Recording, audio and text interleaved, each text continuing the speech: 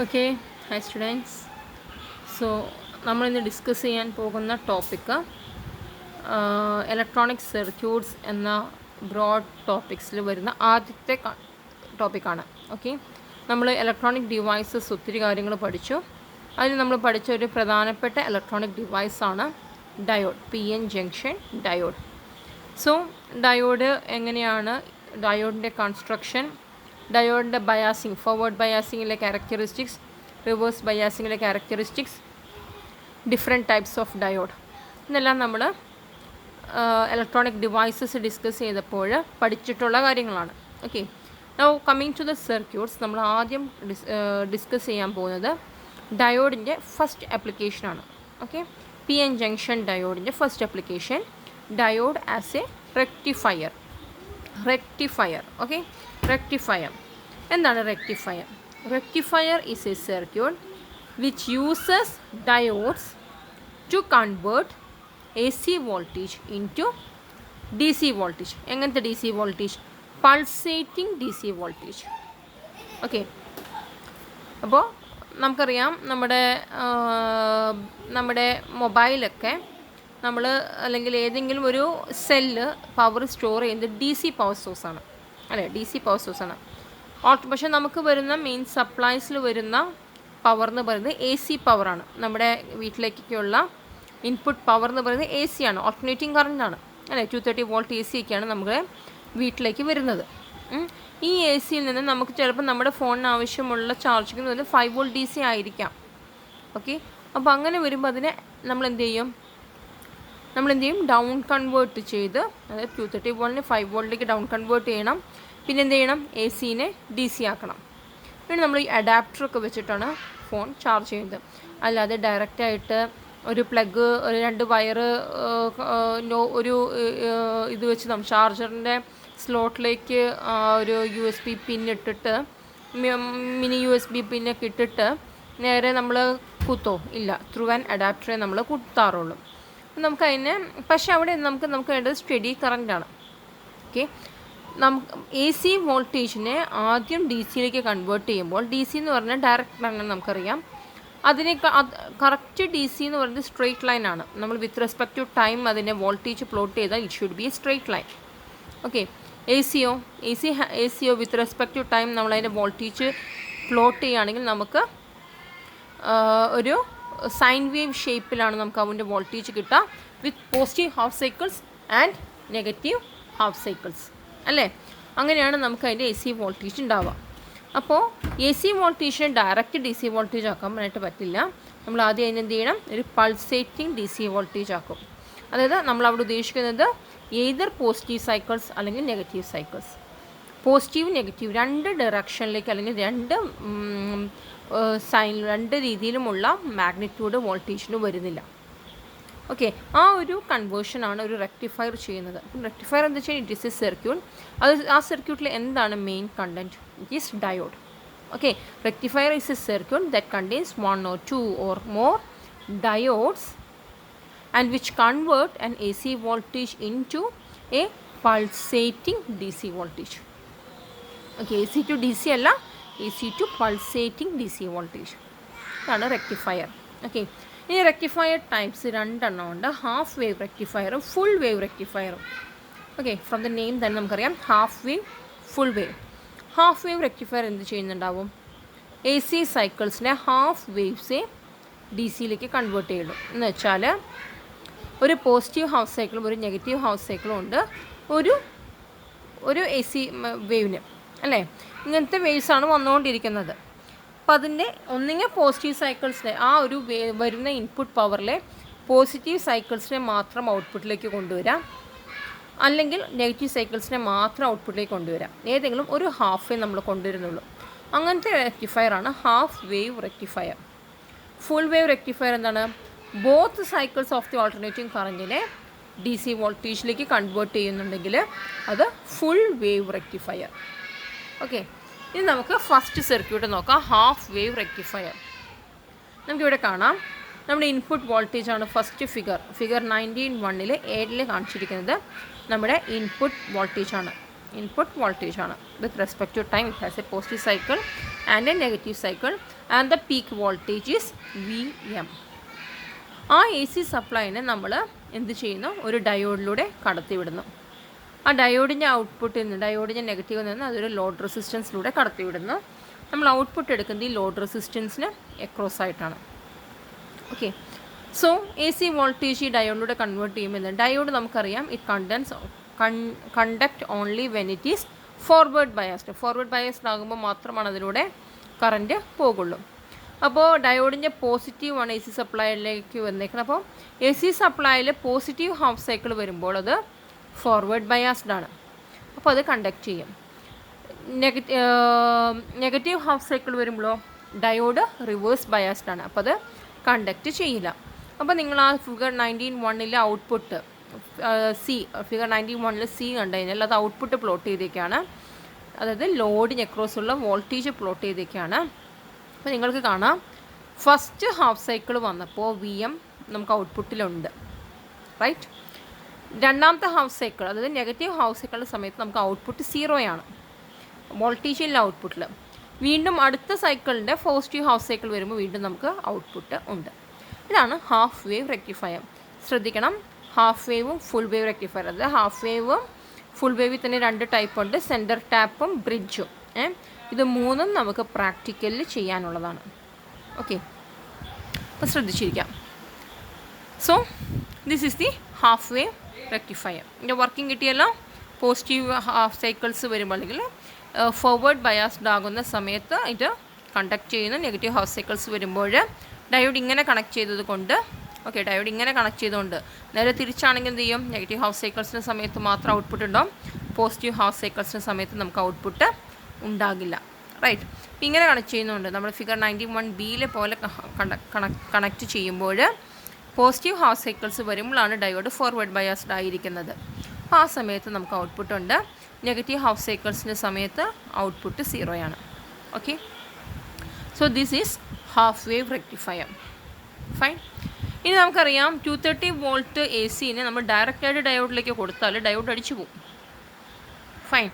So അതിന് നമുക്ക് എന്ത് ചെയ്യണം, അതിന് നമ്മൾ ഇത്രയും വോൾട്ടേജ് സപ്ലൈ നമുക്ക് ഈ ഡയോഡിന് താങ്ങാൻ പറ്റില്ല. അപ്പോൾ നമ്മൾ ട്രാൻസ്ഫോമർ യൂസ് ചെയ്യും. ട്രാൻസ്ഫോമർ എന്തിനാണ് ചെയ്യുന്നത്, വോൾട്ടേജിനെ സ്റ്റെപ്പ് അപ്പ് ചെയ്യാനോ സ്റ്റെപ്പ് ഡൗൺ ചെയ്യാനോ, depending upon the number of turns it can be increased or decreased, അല്ലേ. അപ്പോൾ നമ്മൾ ട്രാൻസ്ഫോമറിലൂടെ ആയിരിക്കും ഡയോഡിലേക്ക് സപ്ലൈ കൊടുക്കുക, ഡയറക്റ്റ് സപ്ലൈ കൊടുക്കില്ല. ഇത് പ്രാക്ടിക്കൽ സെക്ഷനാണ് കേട്ടോ. പ്രാക്ടിക്കലിൽ നമ്മൾ AC വോൾട്ടേജിൽ നിന്നുള്ള സോഴ്സിനെ നമ്മളൊരു ട്രാൻസ്ഫോമറിലൂടെ കൊടുത്തിട്ടാണ് ഡയോഡിലേക്ക് കണക്ട് ചെയ്യുള്ളൂ. Fine. So that's about half wave rectifier. ഇനി അടുത്ത നമ്മൾ നോക്കാൻ പോകുന്നത് full wave rectifier and it's working. Full wave rectifier. അപ്പോൾ നമുക്ക് എന്താണ്, ഫുൾ വേവും വേണം, പോസിറ്റീവ് ഹാഫ് സൈക്കിളും വേണം, നെഗറ്റീവ് ഹാഫ് സൈക്കിളും വേണം. 2 ഹാഫ് സൈക്കിൾസ് നമുക്ക് എന്തിൽ വേണം, ഔട്ട്പുട്ടിൽ വേണം. അപ്പോൾ നമുക്ക് മിനിമം 2 ഡയോഡ് വേണം. എത്ര ഡയോഡ് വേണം, മിനിമം 2 ഡയോഡ്. എന്തിനാണ് മിനിമം 2 ഡയോഡ്, പോസിറ്റീവ് ഹാഫ് സൈക്കിളിൻ്റെ സമയത്ത് ഒരു ഡയോഡ് ഫോർവേഡ് ബയാസ്ഡ് ആകണം. ഓക്കെ, നെഗറ്റീവ് ഹാഫ് സൈക്കിൾ വരുമ്പോഴോ മറ്റേ ഡയോഡ് ഫോർവേഡ് ബയാസ്ഡ് ആവണം. അപ്പോൾ എന്നിട്ട് അതിൻ്റെ ഔട്ട്പുട്ടോ ഏതെങ്കിലും ഒരു ഡയോഡിൻ്റെ ഔട്ട്പുട്ട് എപ്പോഴും നമുക്ക് ഔട്ട്പുട്ടിൽ കിട്ടും, ഔട്ട്പുട്ട് ലോഡിൻ്റെ അക്രോസ് കിട്ടും. ഇപ്പോൾ ആദ്യത്തെ പോസിറ്റീവ് ഹാഫ് സൈക്കിളിൻ്റെ സമയത്ത് A എന്നൊരു ഡയോഡാണ് കണ്ടക്ട് ചെയ്യണമെങ്കിൽ നെഗറ്റീവ് ഹാഫ് സൈക്കിൾ വരുമ്പോൾ B എന്ന ഡയോഡ് കണ്ടക്ട് ചെയ്യും. അപ്പോൾ എന്താണ് സംഭവിക്കുക, ഒന്നുകിൽ Aയിൽ നിന്നുള്ള ഔട്ട്പുട്ട് അല്ലെങ്കിൽ B എന്നുള്ള ഔട്ട്പുട്ട് എപ്പോഴും ലോഡിന് അക്രോസ് ഉണ്ടാകും. ഓക്കെ, പക്ഷേ ഒരു വ്യത്യാസമുണ്ട്, ഇതിൻ്റെ ഡയറക്ഷൻ എപ്പോഴും സെയിം ആയിരിക്കണം. അപ്പോൾ നമ്മളൊരു ഫ്രിഡ്ജ് അല്ലെങ്കിൽ എന്തെങ്കിലും ഒരു സാധനം വർക്ക് ചെയ്യുന്നു വിചാരിക്കാം. ഓക്കെ, അപ്പോൾ നമുക്ക് കിട്ടുന്ന എന്തെങ്കിലും ഒരു ഡിവൈസ് DC-യിൽ വർക്ക് ചെയ്യുന്ന എന്തെങ്കിലും ഒരു ഡിവൈസ് നമ്മൾ വർക്ക് ചെയ്യിപ്പിക്കുകയാണ്. അപ്പോൾ ഒരു പ്രാവശ്യം കറൻറ്റിൻ്റെ ഡയറക്ഷൻ A to B ആണെന്ന് വിചാരിക്കാം. രണ്ടാമത്തെ സൈക്കിൾ വരുമ്പോൾ B to A ആണ് കറൻറ്റ് എങ്കിൽ നടക്കുമോ കാര്യം, ഇല്ല. അപ്പോൾ കറൻറ്റിൻ്റെ ഡയറക്ഷൻ അക്രോസ് ദ ലോഡ് എപ്പോഴും സെയിം ആയിരിക്കണം. ഇതാണ് ഫുൾ വേവ് റെക്ടിഫയർ ചെയ്യുമ്പോൾ ഡിസൈൻ ചെയ്യുമ്പോൾ നമ്മൾ ശ്രദ്ധിക്കേണ്ടത്. അപ്പോൾ ഫുൾ വേവ് റെക്ടിഫയറിൽ മിനിമം 2 ഡയോഡെങ്കിലും വേണം. കറൻറ്റിൻ്റെ direction across the load same ആയിരിക്കണം. അപ്പോൾ നമ്മൾ എങ്ങനെ കണക്ട് ചെയ്യും നോക്കാം. അപ്പോൾ ഇതിൻ്റെ ഫസ്റ്റ് അതിൻ്റെ ഔട്ട്പുട്ട് എങ്ങനെ വരും, ഔട്ട്പുട്ട് ഇൻപുട്ട്സ് വോൾട്ടേജ് ഫിഗർ 19.7 കാണുന്നത് ഇൻപുട്ട് വോൾട്ടേജ് ആണ് ആദ്യം കാണിക്കുന്നത്. ആ ഇൻപുട്ട് വോൾട്ടേജ് ഒരു ഫുൾ വേവ് റെക്ടിഫയറിലൂടെ കടന്നു പോകുമ്പോൾ നമുക്ക് എല്ലാ ഹാഫ് സൈക്കിൾ, പോസിറ്റീവ് ഹാഫ് സൈക്കിളായാലും നെഗറ്റീവ് ഹാഫ് സൈക്കിളിലായാലും നമുക്ക് ഈ ഔട്ട്പുട്ടിൽ പൾസേറ്റിംഗ് വോൾട്ടേജ് ഔട്ട്പുട്ട് ഉണ്ട് with the peak value V M peak value ആയിട്ടുള്ള പൾസേറ്റിംഗ് വോൾട്ടേജ് നമുക്ക് ഔട്ട്പുട്ടിൽ ഉണ്ട്. ഓക്കെ, ആണ് ഫുൾ വേവ് റെക്ടിഫയറിൻ്റെ ഫിഗർ. ഇനി അതിൻ്റെ ഫസ്റ്റ്, അപ്പോൾ 2 രീതിയിൽ ഫുൾ വേവ് റെക്ടിഫയർ ഡിസൈൻ ചെയ്യുന്നുണ്ട്. ഒന്ന് centre tap full wave rectifier, 2 bridge full wave rectifier. രണ്ടെണ്ണമാണ് centre tap full wave rectifier, bridge full wave rectifier. അപ്പോൾ ആദ്യത്തെ നമുക്ക് നോക്കാം centre tap full wave rectifier. പേരിൽ തന്നെ എല്ലാം ഉണ്ട് കേട്ടോ. ഫുൾ വേവ് റെക്ടിഫയർ ആണ്, അതായത് പോസിറ്റീവ് സൈക്കിൾസിനെയും നെഗറ്റീവ് സൈക്കിൾസിനെയും നമുക്ക് ഔട്ട്പുട്ടിൽ DC പൾസേറ്റിംഗ് DC ആയിട്ട് കൺവേർട്ട് ചെയ്യുന്നൊരു റെക്ടിഫയർ. ഓക്കെ, സെൻറ്റർ ടാപ്പാണ്. അപ്പോൾ എന്തിൻ്റെയോ സെൻറ്ററിൽ നിന്നാണ് ടാപ്പ് ചെയ്തെടുത്തേക്കുന്നത്. എന്തിൻ്റെയോ സെൻറ്ററിൽ നിന്ന്, എന്തിൻ്റെ സെൻറ്ററിലേക്കാണ് നമുക്ക് നോക്കാം. അപ്പോൾ നമ്മുടെ AC വോൾട്ടേജ് സപ്ലൈ ഉണ്ട്, നമ്മളത് കൊടുക്കുന്നത് ഒരു ട്രാൻസ്ഫോമറിലൂടെയാണ് അല്ലേ. എന്തിനാണ് ട്രാൻസ്ഫോമർ ഞാൻ നേരത്തെ പറഞ്ഞു. എന്തിനാണ് നമുക്ക് സ്റ്റെപ്പ് ഡൗൺ ചെയ്യാനൊക്കെ ആയിട്ട് നമ്മൾ ട്രാൻസ്ഫോമർ യൂസ് ചെയ്യുന്നത് ഇവിടെ. അല്ല, ചിലപ്പോൾ സ്റ്റെപ്പ് അപ്പ് ചെയ്യാനും ആയിരിക്കാം ചില കേസസിൽ നമ്മൾ ഇവിടെ യൂസ് ചെയ്യുന്നത് സ്റ്റെപ്പ് ഡൗൺ ട്രാൻസ്ഫോമർ. ഓക്കെ, ഇനി ആ സ്റ്റെപ്പ് ഡൗൺ ട്രാൻസ്ഫോമറിൻ്റെ സെൻറ്റർ, ട്രാൻസ്ഫോമറിൻ്റെ ഔട്ട്പുട്ട് സെക്കൻഡറി കോയിൽസിൻ്റെ സെൻറ്ററാണ് നമ്മൾ ടാപ്പ് ചെയ്യുന്നത്. എന്തിനു വേണ്ടിയാണ് ഈ സെൻറ്റർ ടാപ്പിംഗ് യൂസ് ചെയ്തതെന്നറിയാവോ? അക്രോസ് ദ ലോഡ് കറൻറ്റിൻ്റെ ഡയറക്ഷൻ യൂണിഫോം ആയിട്ടിരിക്കാൻ വേണ്ടിയിട്ട്. എന്തിനു വേണ്ടിയാണ്? Across the load, through the load കറൻറ്റിൻ്റെ ഡയറക്ഷൻ യൂണിഫോം ആയിരിക്കാൻ വേണ്ടിയിട്ട്. ഈ ഫിഗറിലേക്ക് നോക്കാം. നമുക്ക് 2 ഡയോഡുണ്ട്, ഡയോഡ് 1ഉം ഡയോഡ് 2ഉം. D1 D2 എന്ന് ഡിനോട്ട് ചെയ്തേക്കണം. ഡയോഡ് 1ഉം ഡയോഡ് 2ഉം രണ്ടും നമ്മൾ കണക്ട് ചെയ്തിരിക്കുന്നത് പോസിറ്റീവ് ടു സെക്കൻഡറി കോയിലിലേക്കാണ്. ഡയോഡിൻ്റെ പോസിറ്റീവ് സെക്കൻഡറി കോയിലിലേക്കാണ് കണക്ട് ചെയ്ത് വെച്ചിരിക്കുന്നത്. പോസിറ്റീവ് ഹാഫ് സൈക്കിൾ വരുമ്പോൾ ഡയോഡ് 1ഉം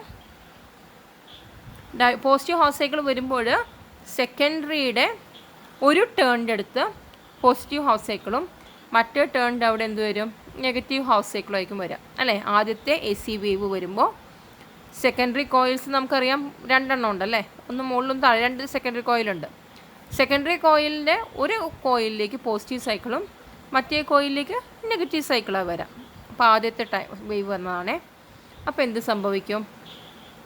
ഡയോഡ് 1 കണ്ടക്ട് ചെയ്യും, ഡയോഡ് 1 കണ്ടക്ട് ചെയ്യും, ഡയോഡ് 2 കണ്ടക്ട് ചെയ്യില്ല. ഓക്കെ, അപ്പോൾ ഡയോഡ് 1 കണ്ടക്ട് ചെയ്തു, കറൻറ്റ് പ്ലസ്സിൽ നിന്ന് റെസിസ്റ്റർ RLനെ cross positive to negative current flow ചെയ്തു towards centre tap. Okay, negative half cycle വരുമ്പോൾ എന്ത് പറ്റും? ഡയോഡ് 2 ഫോർവേഡ് ബയാസ്ഡ് ആകും, ഡയോഡ് 2 ഫോർവേഡ് ബയാസ്ഡ് ആകും, ഡയോഡ് 1 റിവേഴ്സ് ബയാസ്ഡ് ആയിട്ടിരിക്കും. ഓക്കെ, അപ്പോഴും എന്ത് പറ്റും? കറൻറ്റ് പോസിറ്റീവ് ടു നെഗറ്റീവ് RLനെ ക്രോസ് പോകും. ഓക്കെ, അപ്പോൾ നമ്മുടെ വോൾട്ടേജ് മെഷർ ചെയ്യുന്നത് എന്തിന് ക്രോസാണ്? സെൻറ്റർ ടാപ്പിന് ക്രോസാണ്. അപ്പോൾ നമ്മുടെ പീക്ക് ഔട്ട്പുട്ട് എന്ന് പറയുന്നത് VM/2 ആയി മാറും, VM/2 ആയിട്ട് മാറും. മനസ്സിലായോ? അപ്പോൾ അതിൻ്റെ തന്നെ പല സ്റ്റേജസാണ് കാണിക്കുന്നത്. ആദ്യം പോസിറ്റീവ് സൈക്കിൾ കാണിച്ചു.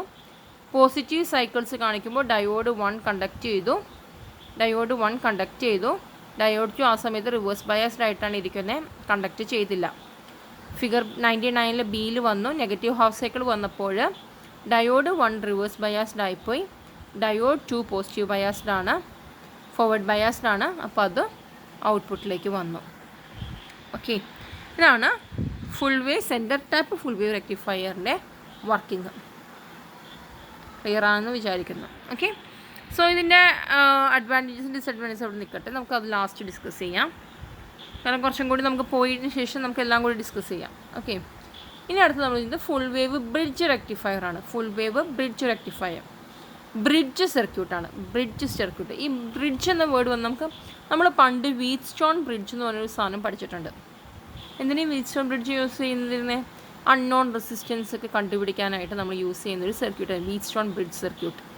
ഓർമ്മയുണ്ടാകും, പണ്ട് +2 നമ്മൾ പ്രാക്ടിക്കലൊക്കെ ചെയ്തിട്ടുണ്ടാകും വീറ്റ്സ്റ്റോൺ ബ്രിഡ്ജ് സർക്യൂട്ട്. അതായത് R1 R2 R3 അറിയാമെങ്കിൽ R4 കണ്ടുപിടിക്കാനൊക്കെയുള്ള ഒരു സർക്യൂട്ട്. ആ ബ്രിഡ്ജ് സർക്യൂട്ടിൻ്റെ ഷേപ്പിൽ നമ്മളിവിടെ റെസിസ്റ്റർ അല്ല, അതിന് പകരം ഇവിടെ എന്താ കണക്ട് ചെയ്യുന്നത്?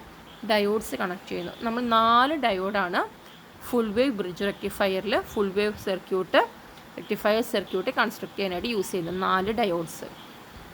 ഓക്കെ, അപ്പോൾ അതിൻ്റെ സർക്യൂട്ട് ഇങ്ങനെയാണ്. നമുക്കറിയാം ബേസ്ഡ് ഓൺ ബ്രിഡ്ജ് സർക്യൂട്ടിൽ.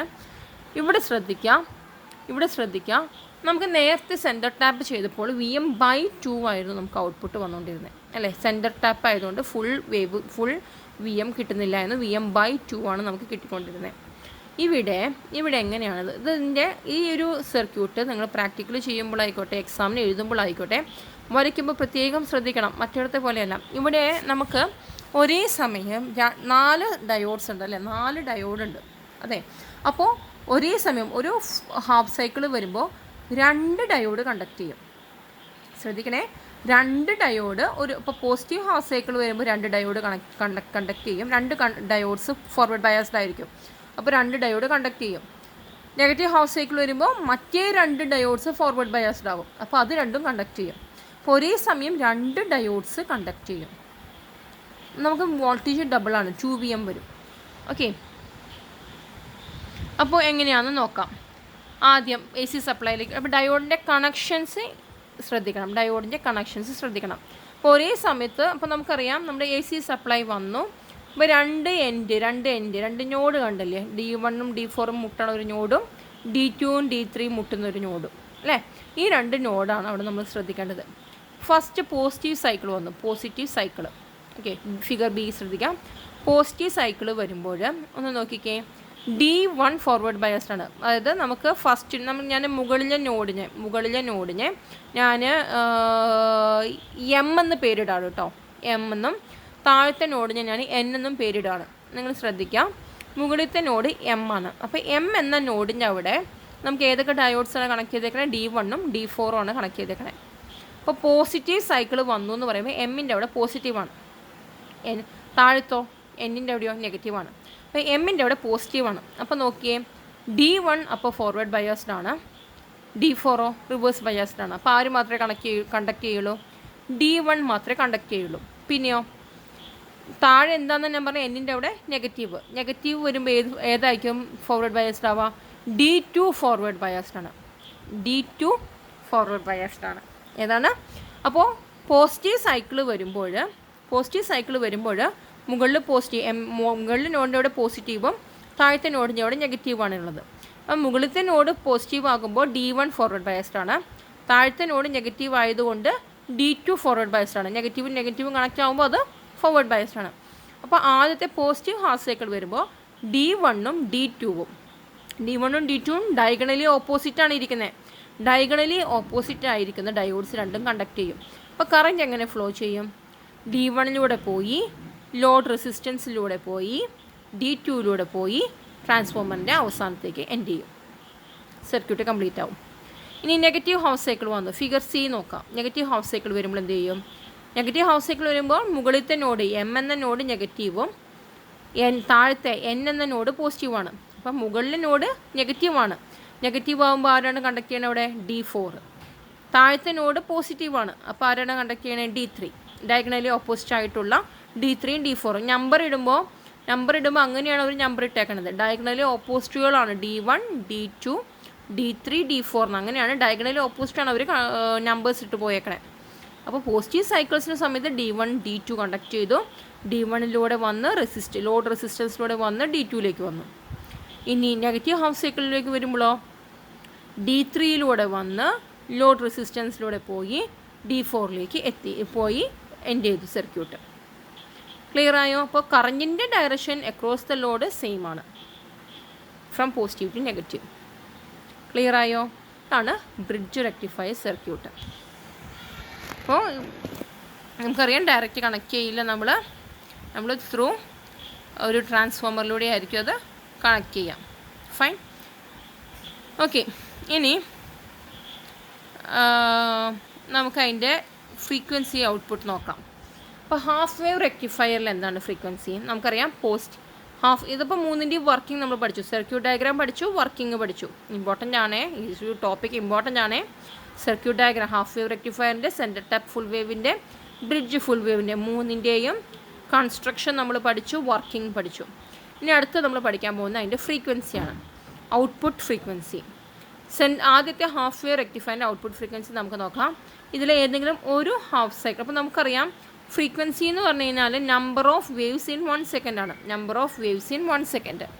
അപ്പോൾ പെർ യൂണിറ്റ് ടൈം. അപ്പോൾ ഒരു ഹാഫ് വേവ് റെക്ടിഫയറിൽ എന്താണ്, ഒരു ഹാഫ് വേവേ വരുന്നുള്ളൂ, പിന്നെ ഇല്ല, പിന്നെ ഔട്ട്പുട്ട് ഇല്ല, പിന്നെ ഒരു ഗ്യാപ്പ് കഴിഞ്ഞിട്ടാണ് അടുത്തത് വരുന്നത്. ഓക്കെ, അത് 0 to π കഴിഞ്ഞാൽ പിന്നെ 2π to 3π ആണ് വരുന്നത്. ഇനി ഫുൾ വേവ് റെക്ടിഫയറിലോ ഒരു വേവിൻ്റെ ടൈമിൽ, ഒരു ഫുൾ വേവിൻ്റെ ടൈമിൽ നമുക്കവിടെ 2 എണ്ണം ഉണ്ട്. അപ്പോൾ ഹാഫ് വേവ് റെക്ടിഫയർ, ഇപ്പോൾ ഇൻപുട്ട് സോഴ്സിൻ്റെ ഫ്രീക്വൻസി ωm ആണെങ്കിൽ ഹാഫ് വേവ് റെക്ടിഫയറിൻ്റെ കേസിൽ അത് ωm തന്നെയാണ് അതിൻ്റെ ഫ്രീക്വൻസി. കാരണം ഒരു ഫുൾ സൈക്കിളിൽ ഒറ്റ ഔട്ട്പുട്ടേ നമുക്ക് ഇവിടെ വരുന്നുള്ളൂ. അതേസമയം ഫുൾ വേവ് റെക്ടിഫയറിലോ ഒരു ഫുൾ സൈക്കിളിൻ്റെ സമയത്ത് നമുക്ക് 2ωm 2 വേവ് വരുന്നുണ്ട്. ഔട്ട്പുട്ട് ഫ്രീക്വൻസി 2 ആണ്. ഫുൾ വേവ് റെക്ടിഫയറിൻ്റെ ഔട്ട്പുട്ട് ഫ്രീക്വൻസി ഹാഫ് വേവിൻ്റെ ഡബിളാണ്. അപ്പോൾ ഇൻപുട്ടിൻ്റെ ഡബിളാണ്. ക്ലിയർ ആയോ? ഹാഫ് വേവ് റെക്ടിഫയറിൻ്റെ ഔട്ട്പുട്ടും ഇൻപുട്ടും സെയിം ഫ്രീക്വൻസിയാണ്. ഫുൾ വേവ് റെക്ടിഫയറിൻ്റെ കേസിൽ ഔട്ട്പുട്ട് ഫ്രീക്വൻസി ഇൻപുട്ട് ഫ്രീക്വൻസീൻ്റെ ട്വൈസ് ആണ്. ഓക്കെ, അതാണ് അപ്പോൾ അതിൻ്റെ ഫ്രീക്വൻസി. ഇനി അടുത്ത് നമ്മൾ പഠിക്കാം. അപ്പോൾ നമ്മൾ കൺസ്ട്രക്ഷൻ പഠിച്ചു, വർക്കിംഗ് പഠിച്ചു, ഫ്രീക്വൻസി പഠിച്ചു. ഇനി അടുത്തൊരു ഇമ്പോർട്ടൻ്റ് ആണ് റിപ്പിൾ ഫാക്ടർ. ഈ റിപ്പിൾ ഫാക്ടർ എന്ന് പറഞ്ഞാൽ എന്താണെന്നറിയാമോ? റിപ്പിൾസ് എന്ന് പറഞ്ഞാൽ എന്താണ്? ഒരു ഈ AC ഇങ്ങനെ നമ്മൾ പൾസേറ്റിംഗ് ചെയ്യുന്നല്ലോ, നമുക്ക് കിട്ടുന്ന പൾസേറ്റിംഗ് ഔട്ട്പുട്ടാണ്. ഈ പൾസേറ്റിംഗ് ആ ഫാക്ടറിനെയാണ് നമ്മൾ റിപ്പിൾസ് എന്ന് വിളിക്കുന്നത്. അപ്പോൾ അതെന്താണ്? അപ്പോൾ എത്രത്തോളം റിപ്പിൾസ് ഉണ്ട് എന്നാണ് റിപ്പിൾ ഫാക്ടർ. നമുക്ക് എപ്പോഴും എന്ത് ചെയ്യണം? റിപ്പിൾസ് എപ്പോഴും കുറഞ്ഞിരിക്കണം. കാരണം DC എന്ന് പറഞ്ഞാൽ നമുക്കറിയാം സ്ട്രെയിറ്റ് ലൈനാണല്ലേ വോൾട്ടേജ്. അപ്പോൾ റിപ്പിൾസ് മാക്സിമം കുറയ്ക്കണം. അപ്പം നമ്മൾ കുറച്ചതിന് ശേഷം എങ്ങനെ റിപ്പിൾസ് കുറയ്ക്കാമെന്നൊക്കെ നമ്മൾ പറയും. അപ്പോൾ ആദ്യം നമ്മൾ എത്രത്തോളം റിപ്പിൾസ് ഉണ്ട് എന്ന് നമ്മളത് നോക്കാം. അപ്പോൾ റിപ്പിൾ ഫാക്ടർ എന്ന് പറയുന്നത് the AC component present in the output, അതിനാണ് റിപ്പിൾ എന്ന് വിളിക്കുന്നത്. AC component present in the ഔട്ട്പുട്ടാണ് റിപ്പിൾ എന്ന് പറയുന്നത്. റിപ്പിൾ ഫാക്ടർ കാൽക്കുലേറ്റ് ചെയ്യുന്നത് എങ്ങനെയാണ്? It's the ratio of the RMS value of the AC component of output voltage. Output വോൾട്ടേജിലുള്ള AC component RMS value. നമുക്കറിയാം AC ആകുമ്പോൾ എപ്പോഴും നമ്മൾ RMS വാല്യൂ എടുക്കുള്ളൂ, divided by the DC component of the output voltage. എത്രത്തോളം, അതായത് നമുക്ക് കിട്ടുന്ന ഔട്ട്പുട്ട് വോൾട്ടേജിൽ എത്രത്തോളം DC ഉണ്ട്, എത്രത്തോളം AC ഉണ്ട്, ഇതാണ് നമ്മൾ നോക്കുന്നത്. അപ്പോൾ ദ ഔട്ട്പുട്ട് വോൾട്ടേജിലുള്ള RMS value of the AC voltage divided by the DC component of the output voltage. Okay, അതാണ് റിപ്പിൾ ഫാക്ടർ എന്ന് പറയുന്നത്. അത് ഹാഫ് വേവ് റെക്ടിഫയറിൻ്റെ കേസിൽ 1.21 ആണ്. ഹാഫ് വേവ് റെക്ടിഫയറിൻ്റെ കേസിൽ 1.21 ആണ് വാല്യൂ ഓർത്തിരുന്നാൽ മതി. 1.21 ആണ് ഹാഫ് വേവ് റെക്ടിഫയറിൻ്റെ കേസിൽ റിപ്പിൾ ഫാക്ടർ. ഓക്കെ, എന്ന് വെച്ചാൽ കൂടുതൽ AC കമ്പോണൻറ്റ് ഉണ്ടെന്ന് അർത്ഥം. ഫുൾ വേവ് റെക്ടിഫയറിൻ്റെ കേസിൽ അത് 0.482 ആണ്. എത്രയാണ്? 0.482 ആണ്. ഓക്കെ, ഫുൾ വേവ് റെക്ടിഫയറിൻ്റെ കേസിൽ 0.482 ആണ്. റിപ്പിൾസ് മാക്സിമം കുറഞ്ഞിരിക്കണം റെക്ടിഫയറിൻ്റെ കേസിൽ. ഇനി ഈ റിപ്പിൾസ് കുറയ്ക്കാനാണ് ഫിൽറ്റർ സർക്യൂട്ട്സ് നമ്മൾ യൂസ് ചെയ്യും. അത് നിങ്ങളുടെ നോട്ടിലുണ്ട്. നമുക്ക് അടുത്ത ക്ലാസ്സിൽ കുറച്ചും കൂടി ഡീറ്റെയിൽ ആയിട്ട് ഫിൽറ്റർ സർക്യൂട്ട്സ് നോക്കാം. ഓക്കെ, അപ്പോൾ നമ്മളിപ്പോൾ ഇത്രയും കാര്യങ്ങൾ ഡിസ്കസ് ചെയ്തു. ഫസ്റ്റ് നമ്മൾ 3 ടൈപ്പ് ഓഫ് റെക്ടിഫയേഴ്സിൻ്റെ കൺസ്ട്രക്ഷനും പഠിച്ചു, വർക്കിംഗ് പഠിച്ചു, ഫ്രീക്വൻസി പഠിച്ചു, അടുത്തത് റിപ്പിൾ ഫാക്ടർ പഠിച്ചു. ഇനി 5ാമത് നമ്മൾ പഠിക്കാൻ പോകുന്നത് എഫിഷ്യൻസിയാണ്. നമുക്കറിയാം ഹാഫ് വേവ് റെക്ടിഫയറിൻ്റെ എഫിഷ്യൻസിയേക്കാളും കൂടുതലുണ്ടല്ലേ ഫുൾ വേവിൽ. നമുക്ക് 2 സൈക്കിൾസും കിട്ടുന്നുണ്ട്. അപ്പോൾ എത്രയാണ് വാല്യൂ നോക്കാം. എഫിഷ്യൻസി എന്ന് പറഞ്ഞാൽ എന്താണ്? ഔട്ട്പുട്ട് ബൈ ഇൻപുട്ട് അല്ലേ. ഔട്ട്പുട്ട് ബൈ ഇൻപുട്ടിനാണ് എഫിഷ്യൻസി പറയാം. ഇൻപുട്ട് ഇത്രയും കൊടുത്തപ്പോൾ എത്രത്തോളം ഔട്ട്പുട്ട് കിട്ടി എന്നുള്ളതാണ് അതിൻ്റെ എഫിഷ്യൻസി. അപ്പോൾ എഫിഷ്യൻസിയുടെ eta is equal to, efficiency denote ചെയ്യാൻ വേണ്ടി നമ്മൾ യൂസ് ചെയ്യുന്ന സിമ്പിളാണ് eta. Eta is equal to DC power delivered to the load divided by AC input power from the transformer. Output by input, DC output power divided by the AC input power. ഇതാണ് efficiency എന്ന് പറയുന്നത്. ഇനി അത് എത്രയാണ് half wave റെക്ടിഫയറിൻ്റെ കേസിലും full wave റെക്ടിഫയറിൻ്റെ കേസിലും? Half wave റെക്ടിഫയറിൻ്റെ കേസിൽ എഫിഷ്യൻസി എന്ന് പറയുന്നത് 0.406 ആണ്, അല്ലെങ്കിൽ 40.6% ആണ്. 50% പോലും എഫിഷ്യൻസി ഇല്ല. 40.6 40.6% ആണ് ഹാഫ് വേവ് റെക്ടിഫയറിൻ്റെ കേസിൽ എഫിഷ്യൻസി. അതേസമയം ഫുൾ വേവ് റെക്ടിഫയറിൻ്റെ കേസിൽ എഫിഷ്യൻസി എന്ന് പറയുന്നത് 81.2 ആണ്. ഹാഫ് വേവിൻ്റെ ഇരട്ടി 81.2% ആണ് ഫുൾ വേവ് റെക്ടിഫയറിൻ്റെ കേസിൽ എഫിഷ്യൻസി. ഓക്കെ, അപ്പോൾ ഇതാണ് നമ്മൾ നോക്കേണ്ടത്. കമ്പാരിസണിൽ വരുമ്പോൾ ഹാഫ് വേവ് റെക്ടിഫയർ നമുക്ക് ഒരു ഡയോഡ് മതി. സെൻറ്റർ ടാപ്പ് ഫുൾ വേവ് റെക്ടിഫയറിൽ 2 ഡയോഡായിരുന്നു. ബ്രിഡ്ജ് ഫുൾ വേവ് റെക്ടിഫയറിൽ 4 ഡയോഡായിരുന്നു. ഹാഫ് വേവ് റെക്ടിഫയറിൻ്റെ കേസിൽ ഔട്ട്പുട്ട് വോൾട്ടേജ് എന്ന് പറയുന്നത് VM ആണ്. സെൻറ്റർ ടാപ്പിലേക്കും വരുമ്പോൾ അത് 2 VM ആണ്. ബ്രിഡ്ജിലേക്ക് വരുമ്പോഴും അത് VM തന്നെയാണ്. ഇനി ഔട്ട്പുട്ട് വോൾട്ടേജ് അത് വിട്ടോളൂ. റിപ്പിൾ ഫാക്ടർ എന്ന് പറയുന്നത് ഹാഫ് വേവിൽ 1.21 ആണ്. സെൻറ്റർ ടാപ്പ് ഫുൾ വേവിൽ 4.482 ആണ്. ബ്രിഡ്ജ് ഫുൾ വേവ് റെക്ടിഫയറിൽ 2 സെയിം ആണ്, എല്ലാം 0.482 ആണ്. ഫ്രീക്വൻസി ഹാഫ് വേവിൻ്റെ കേസിൽ റിപ്പിളിൻ്റെ ഫ്രീക്വൻസി കേട്ടോ, നോർമൽ ഫ്രീക്വൻസി അല്ല, ripple frequency 2 times input F ആണ്. ഓക്കെ, ഇനി യൂട്ടിലൈസേഷൻ ഫാക്ടർ നമുക്ക് വേണ്ട ഇത്രയും കാര്യങ്ങൾ. എഫിഷ്യൻസിയും കൂടി ആഡ് ചെയ്യാം. എഫിഷ്യൻസി എത്രയാണ്? ഹാഫ് വേവിൻ്റെ കേസിൽ 40.6 ആണ്, ഫുൾ വേവിൻ്റെ കേസിൽ അത് 80.2 ആണ്. ഓക്കെ, സോ ഇത്രയും കാര്യങ്ങൾ. ഇനി ഫുൾ വേവ് റെക്ടിഫയറിൻ്റെ കമ്പാരിസൺ വരുന്നുണ്ട്, അഡ്വാൻറ്റേജസ് ആൻഡ് ഡിസഡ്വാൻറ്റേജസ് അല്ലേ, ആ ഒരു ടോപ്പിക് ഉണ്ട്. അത് ചെറിയൊരു ടോപ്പിക് നമ്മൾ ജസ്റ്റ് വായിച്ചു പോകാം. Advantages and disadvantages centre tap എന്തൊക്കെയാണ്? Advantages: DC output voltage and load current value are twice than half wave rectifier. Half wave റെക്ടിഫയറിനേക്കാളും ഡബിൾ ഉണ്ട് അതിൻ്റെ output voltage. Ripple factor half വേവിൽ 0.482 ആണ്, ഫുൾ വേവിലോ ഹാഫ് വേവിൽ 1.21 ആണ്, ഫുൾ വേവിൽ 0.482 ആണ്. ദെൻ എഫിഷ്യൻസിയോ ഹാഫ് വേവിൽ 40.6 ഉള്ളൂ, സമയം ഫുൾ വേവിൽ 81.2 ഉണ്ട്. ഡിസഡ്വാൻറ്റേജ് എന്താണ്? ഔട്ട്പുട്ട് വോൾട്ടേജ് എന്ന് പറയുന്നത് സെക്കൻഡറി വോൾട്ടേജ് ഹാഫാണ്. ഞാൻ പറഞ്ഞു VM/2 ആണ്. ഒരു സമയത്ത് നമുക്ക് കിട്ടുന്ന ഔട്ട്പുട്ട് വോൾട്ടേജ് എന്ന് പറയുന്നത് VM/2 ആണ്. പീക്ക് ഇൻവേഴ്സ് വോൾട്ടേജ് ട്വൈസ് ആണ്. ഓക്കെ, പിന്നെ സെൻറ്റർ ടാപ്പ് ട്രാൻസ്ഫോമറിൽ നിന്നും ഇത് ചെയ്യാമെന്ന് പറയുന്നത് എക്സ്പെൻസീവ് ആണ്. ഇങ്ങനത്തെ ഒരു ട്രാൻസ്ഫോമർ ഉണ്ടാക്കി എടുത്തിട്ട് ഇത് ചെയ്യാമെന്ന് പറയുന്നത് എക്സ്പെൻസീവ് ആണ്. ഇനി ബ്രിഡ്ജ് റെക്ടിഫയറിൻ്റെ അഡ്വാൻറ്റേജ് ആൻഡ് ഡിസഡ്വാൻറ്റേജസ് എന്താ?